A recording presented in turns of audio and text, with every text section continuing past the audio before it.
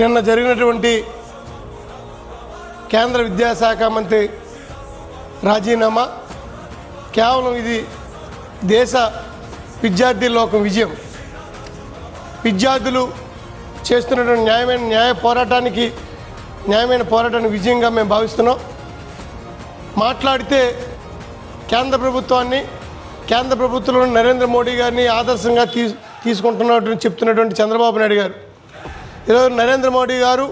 విద్యార్థి లోకానికి తల ఒగ్గి ఏ రకంగా విద్యాశాఖ మంత్రి చేత రాజీనామా చేయించారో అదేవిధంగా ఈ రాష్ట్రంలో విద్యా వ్యవస్థని నాశనం చేసినటువంటి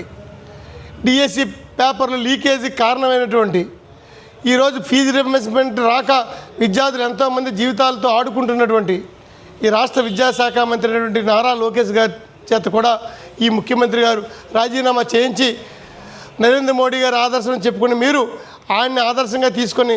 వెంటనే మీ కుమారుడు మరి లోకేష్ గారి చేత కూడా రాజీనామా చేయించాలని చెప్పి మేము డిమాండ్ చేస్తున్నాం.